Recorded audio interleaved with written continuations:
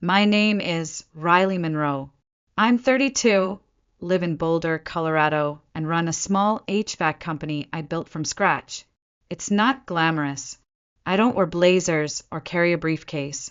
My hands are calloused, my boots stained with years of work, but it's mine. Every wire, every bolt, every satisfied client, it's my legacy. And I was proud of it until the day my family made it very clear I was nothing but an eyesore. It was the Wednesday before Thanksgiving. I had just wrapped up a long maintenance job out near Lyons. An older couple wanted their system checked before the first snow hit. I remember the sky turning that soft, bruised color it does when dusk creeps in early. Everything felt still, quiet. I stopped by a specialty wine shop on Pearl Street and picked up a bottle of red, something bold, expensive, the kind my mother would approve of. She always cooked a full Thanksgiving dinner, ever since Dad passed away, and I had never missed a single year. Not once. Not even the year I had pneumonia. I showed up, red-nosed and coughing, but there. Because that's what family does, right? My phone rang just as I merged onto Foothills Parkway. Mom flashed on the screen. I smiled and answered without hesitation. Hey, Mom. I just finished a job, picked up the wine. Want me to bring mashed potatoes too? Or maybe that apple pie you like from Finley's? There was a pause, not the usual static or signal delay. This was silence that stretched too long. My mother's voice finally came through, low and hesitant. Riley, there's something I need to talk to you about, and I hope you'll understand. My heart dropped a little, just from the way she said my name. Okay, what is it? I think maybe this year it's better if you don't come to Thanksgiving. I almost veered off the road. I pulled into the nearest gas station, hands gripping the steering wheel so tight my knuckles turned white. What do you mean? Not come. Are you serious? It's just Lauren invited Ethan's parents. They're from D.C. Old school, very proper. They're both attorneys, and, well, Lauren wants everything to be just right. And I ruined that somehow. My voice cracked. No, honey, of course not. It's just. Lauren thinks it might give the wrong impression. She's trying to present a certain image. You know how these things go. I stared at the red wine bottle on the passenger seat. I hadn't even taken the price tag off. So, because I work with my hands, because I didn't go to Georgetown or wear designer heels, I'm not fit for the table. Don't make this harder than it is, she said, soft but firm. That tone she always used when saying something cruel while expecting me to take it quietly. My voice was trembling now. Do you remember who paid Lauren's first semester at Georgetown? Do you remember who wired money for her housing when you said it wasn't in the budget? I gave her a future I never had. Mom was quiet, the kind of quiet that feels like an answer in itself. It's just one night, Riley. We'll do brunch next week, just us. Please don't make this a bigger deal, I didn't reply. I just sat there in my truck, parked between a fuel pump and a flickering vending machine, while the people I had sacrificed for sat around making sure I wouldn't embarrass them in front of strangers. I had worked every holiday shift for years to cover Lauren's tuition. I skipped vacations, took emergency calls at midnight, just so she could walk proudly in ivy-covered halls. And now, I wasn't good enough to eat turkey with them. That night, I didn't cry. I didn't throw the wine bottle against the wall or call anyone to scream about how unfair it all was. I just sat there, alone in my apartment, still wearing my work uniform. My jacket smelled faintly of coolant and dust. I stared at the ceiling for a long time, as if the answers might be hiding in the cracks of old paint. The silence pressed in from every wall. I didn't even turn on the lights. Just me, the wine, and the realization that I had been erased from my own family's tradition. Then my phone buzzed. It was a text from Jenna, my cousin, the only one who ever calls just to check in. I thought you should know. Lauren told Aunt Lydia she didn't want you coming tonight. Said she was embarrassed. I blinked at the message. Reread it. She said she didn't want Ethan's family to know someone in her family works with their hands. My grip on the phone tightened so hard I left prints on the glass. My mind reeled, not just from the words, but from the source. Lauren, my little sister, the same girl who used to sneak into my bed during thunderstorms, the same kid I walked through 3 feet of snow for, just to deliver her rent on time during her first semester in D.C. The same girl I surprised with a laptop on her 18th birthday because she was afraid of falling behind in class. I was her hero once, and now I was her shame.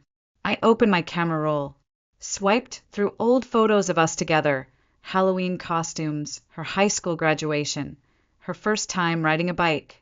One of them caught me off guard, Lauren hugging me after her acceptance letter came in, eyes red from crying. I had paid the application fee.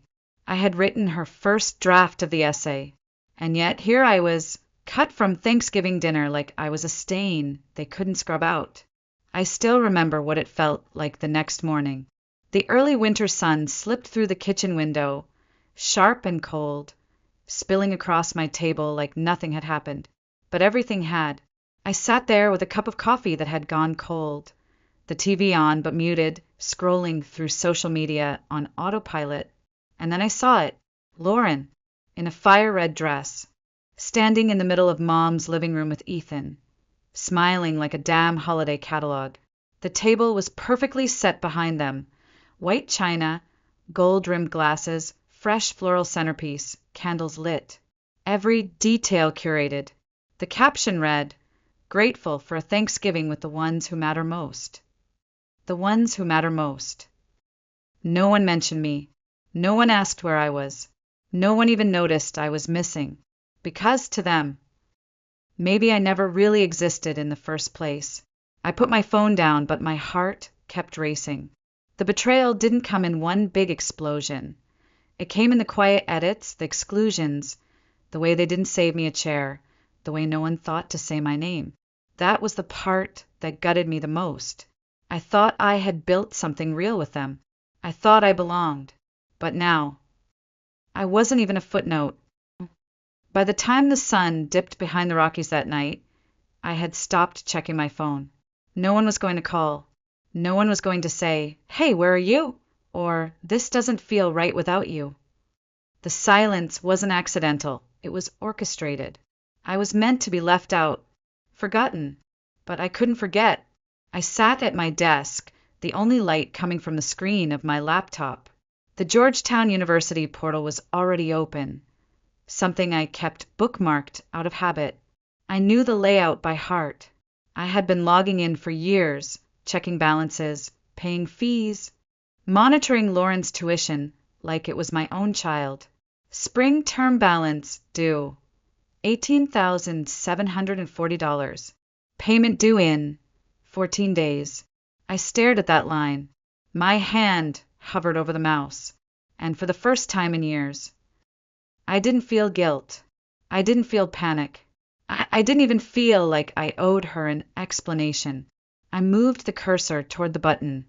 Remove payment method. A pop-up appeared. Are you sure? This action cannot be undone. Funny, neither can betrayal. I clicked confirm. The system let out a soft ping. It sounded like the latch of a door, closing quietly.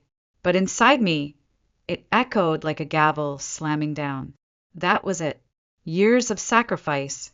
Years of missed vacations, double shifts, overtime calls at 2 a.m., all so Lauren could chase her dreams without ever wondering how the bills got paid. Gone with a single click. I closed the laptop, leaned back in my chair, and let out a long breath I didn't even know I'd been holding. The apartment was still. The world outside went on like nothing had shifted. But inside me, something seismic had cracked open. I didn't cry. I didn't second guess. Instead, I made tea. The next morning, I was already at the office by 7 a.m. A hot mug of Earl Grey sat beside my laptop. I logged into the portal again, just to make sure. The message was there, plain as day. Payment method removed. Balance unpaid. I didn't flinch. By 9 a.m., my phone began vibrating. The first call was from Mom, then Lauren, then again, all went to voicemail. By noon, I was adjusting vents in the lobby of Quinn and Harris Law offices when I glanced at my phone. 8 missed calls. 14 unread messages. One stood out. From Lauren, "What did you just do?" "The school says the account is gone. They said my tuition's unpaid. Call me back now." Then Mom, "Riley, you can't be this cruel to your sister. She has no one else but you." I froze, standing in that upscale, marble-floored reception area, clipboard still in hand, the scent of leather and air freshener thick around me. But the cold that ran down my spine had nothing to do with the AC. It was the realization that in my mother's eyes I wasn't a daughter. I wasn't family. I was an insurance policy, a fallback plan, a walking wallet. I put the clipboard down, straightened my jacket, and for the first time, I felt the faintest spark of peace. 3 days passed. I kept my phone on silent, tucked away in a drawer at the office. No notifications, no calls, no guilt, just quiet. A year ago, that kind of silence would have crushed me. Now it felt like armor. It was early afternoon when Jenna called. I hadn't spoken to her since the night of the uninvitation, but I trusted her. She didn't call unless it mattered. "Have you heard?" she asked, her voice low, almost cautious. My gut clenched.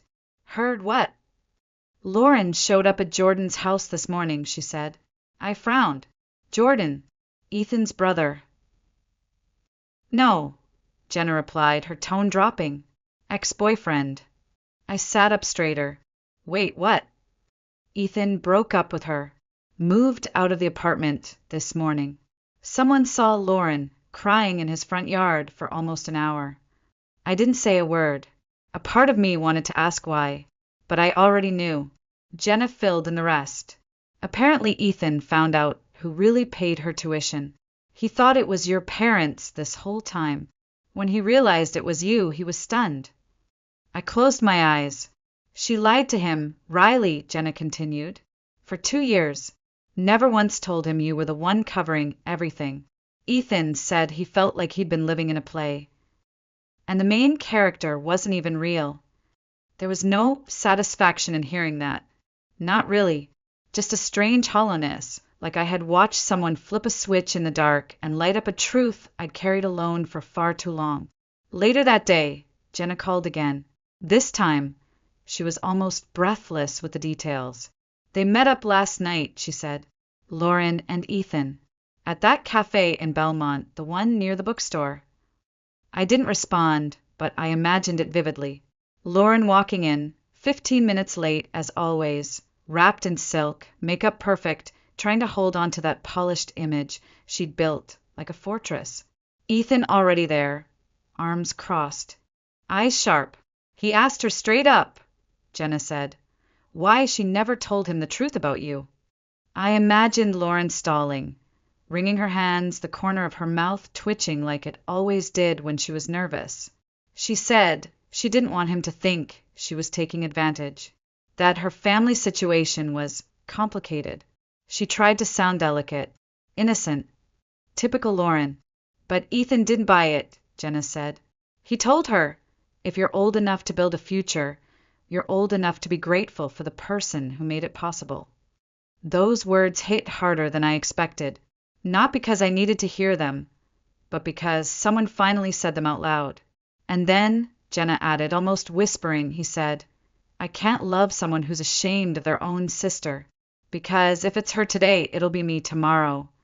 I leaned back in my chair, eyes fixed on the ceiling.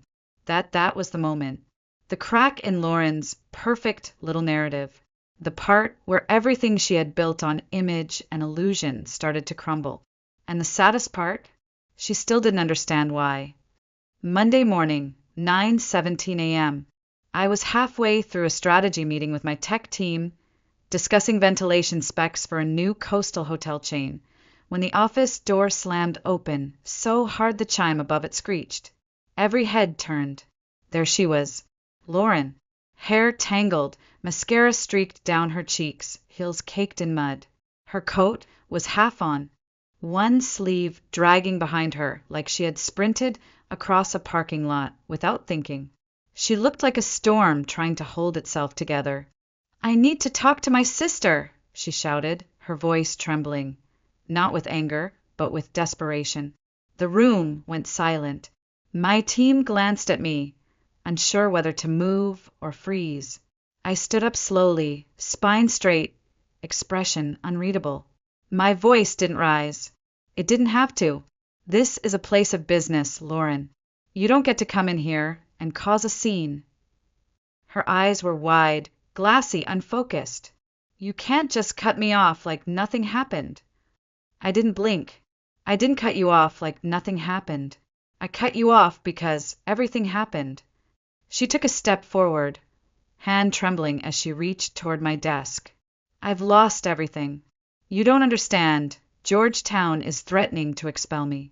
Ethan left. Mom's crying every night. You've ruined my life." I held her gaze, unflinching. "No, Lauren. You ruined it the moment you decided appearances were more important than people. I just stopped funding the lie." Before she could respond, our office security guard, Paul, stepped inside. Calm, professional. "Ma'am, I'm going to need you to leave the building." "Don't touch me," she snapped, spinning toward him. "I'm the sister of the woman who runs this place." I stepped forward, my voice like ice. "You're the sister of the woman who runs this place, Lauren. You don't run it, and you certainly don't get to disrupt it." She froze, breath shallow, as if the words had slapped her harder than a hand ever could. "You're abandoning me!" she screamed, looking around, hoping someone, anyone, might come to her defense. No one moved. No sympathetic glances. No nods of understanding. Just the quiet hum of the HVAC system and the low static of a conference call on mute. And her breathing. Shallow. Shaky. "I need help," she whispered. "You can't just walk away." I nodded once, cold but not cruel. And yet, I did. Paul gestured toward the door. She didn't fight this time, just turned, shoulders hunched, and walked out like a ghost who had finally realized she was no longer welcome among the living. The glass door clicked shut behind her. A second later, the chime above rang once more, this time soft. Final. For a moment, no one spoke. Then Darren, my senior tech, cleared his throat awkwardly and said, "So, we were talking about duct routing for the second floor." I nodded. "Yes, let's keep going." And just like that, we did. That afternoon, my phone buzzed again. "Ma," the screen read. I hesitated, then answered. "Riley, what happened this morning?" My mother's voice was already cracked with panic. "Lauren said she was kicked out of your office. She's humiliated. Do you know what this could mean if she's expelled?" I sipped my water slowly, let the silence stretch before answering. "I do know. And maybe she needs to learn what accountability feels like." "You're her sister." Mom snapped. "Family doesn't turn its back like this." I set the glass down. My voice didn't waver. I was her sister, but to her, I was only ever a tool. And when I stopped being useful, I stopped being family. The next morning, my inbox was already full.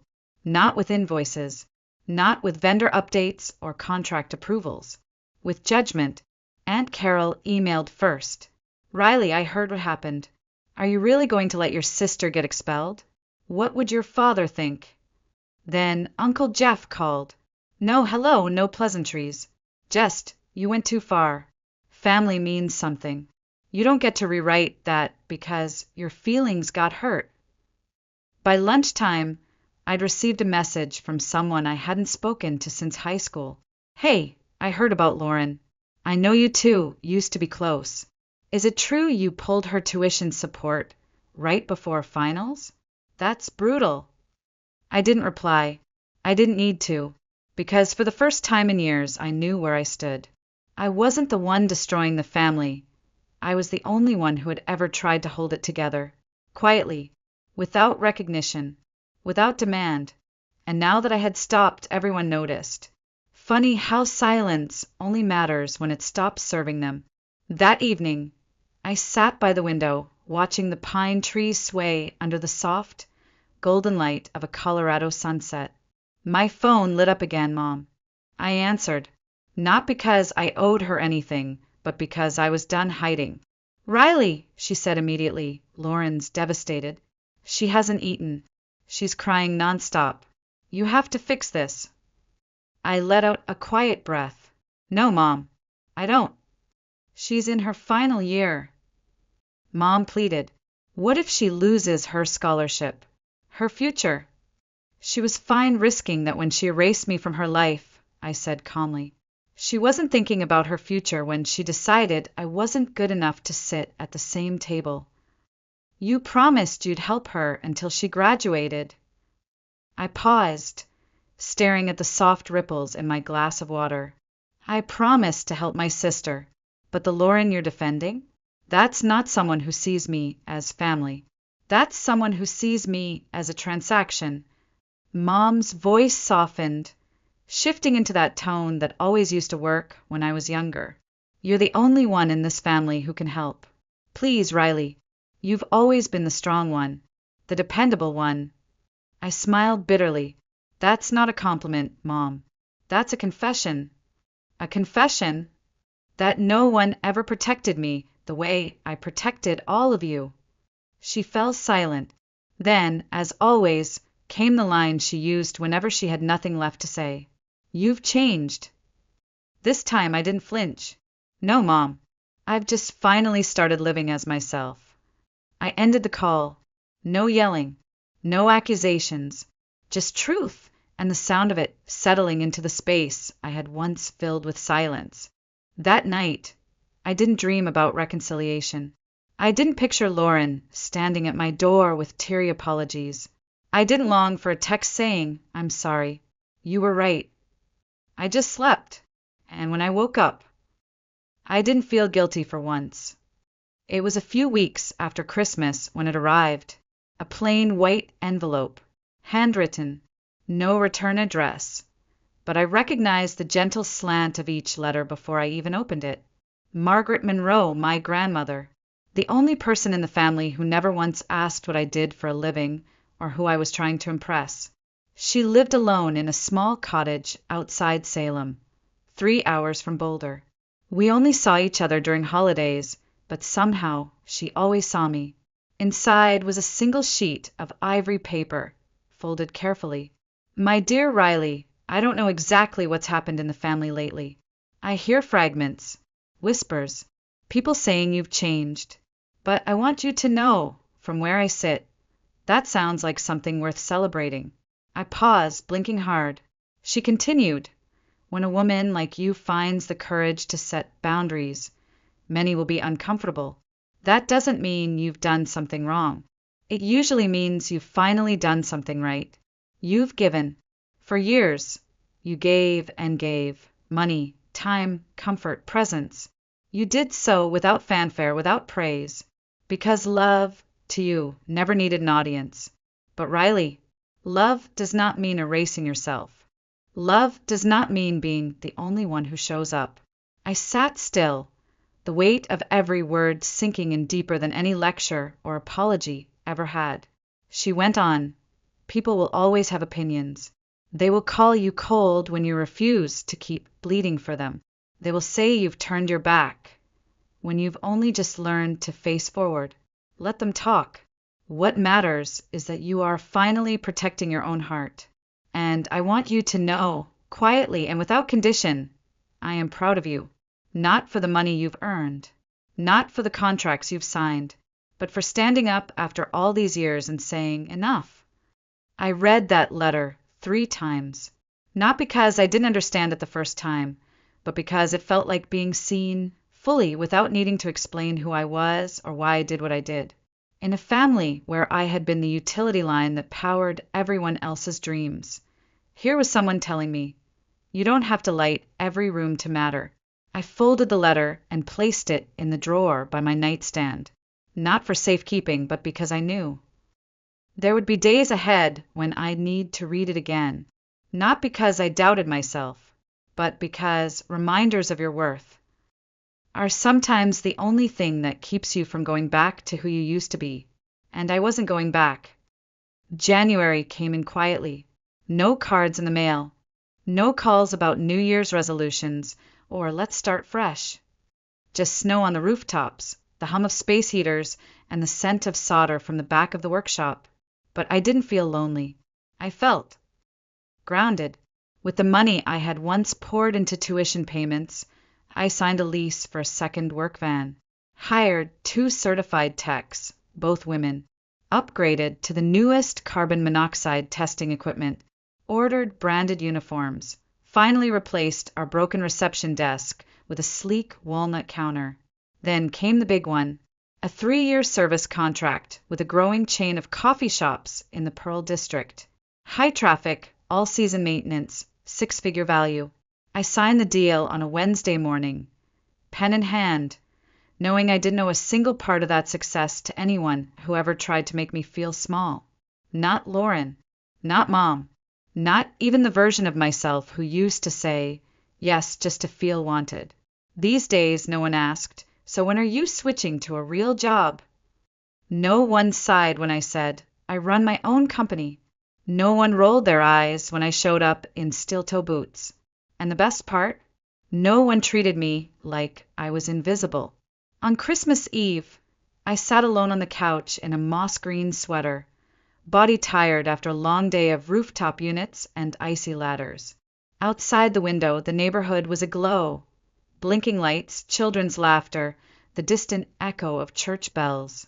I poured myself a glass of white wine, reached for the remote, planned to watch something silly, something feel-good, maybe even something completely pointless. Then my phone lit up. A message from Mom. Riley, Christmas just isn't the same without you. Everyone misses you. Call me. I stared at it for a while, maybe a minute, maybe a lifetime. I thought of all the Christmases past, how I'd wrapped every gift, carried the little plastic tree up from the basement, paid for dinner, slipped gas money into Mom's purse without her asking. And still, when company came around, I was the one they told to dress a little nicer, or maybe let Lauren handle the toast.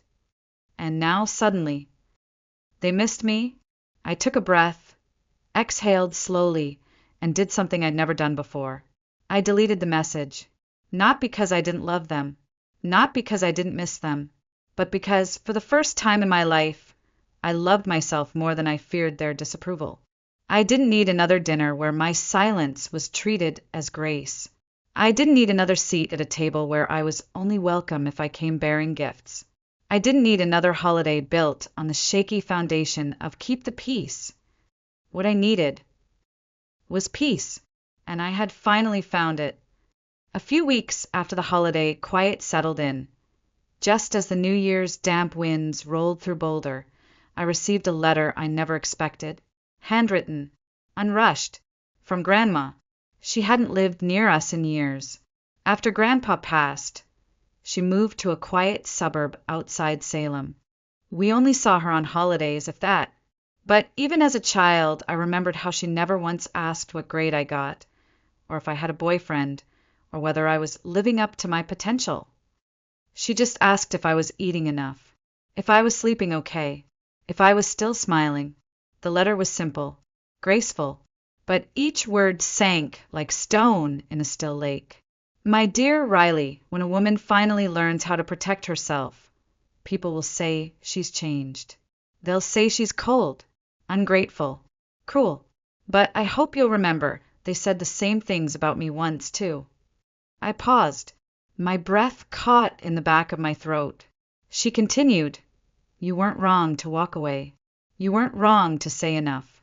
You were wrong to believe for so long that your worth was measured by what you gave away.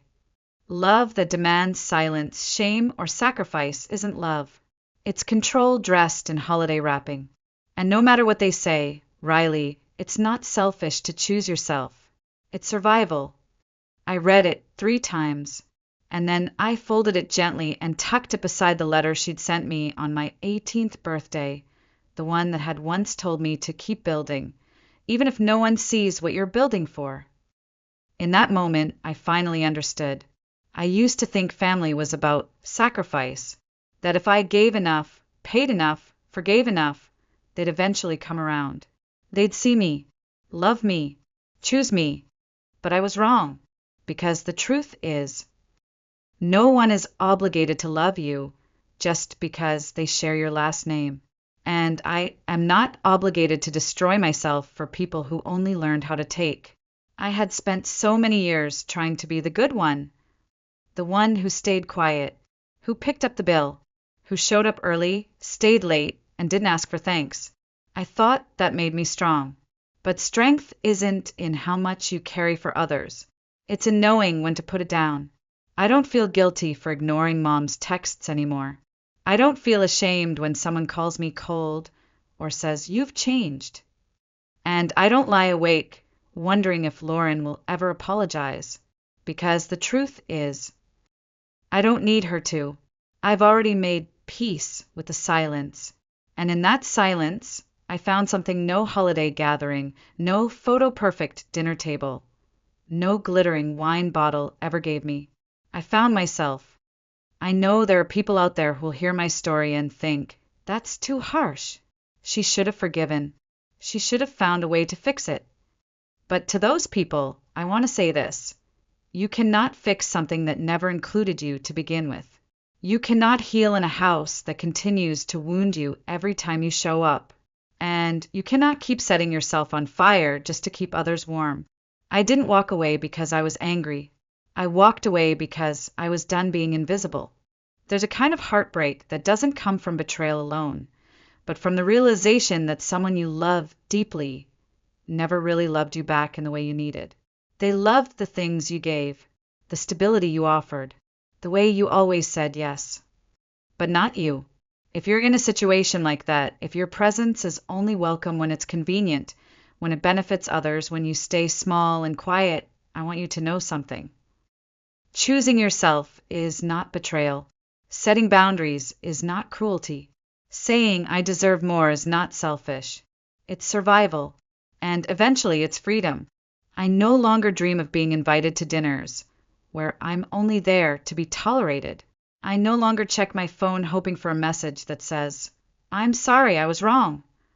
I no longer believe that love means giving until I disappear, because I wasn't born to be a backdrop in someone else's story. I wasn't put here to be the convenient older sister, the fallback plan, the bank account in boots. I was born to live, and now, finally, I am. So if you've been giving and giving until there's nothing left, if your love is always met with silence or shame, please know this. You are not alone. You are not crazy. You are not the problem. You are just the first one in your family to say enough. And that, more than anything, is what makes you free.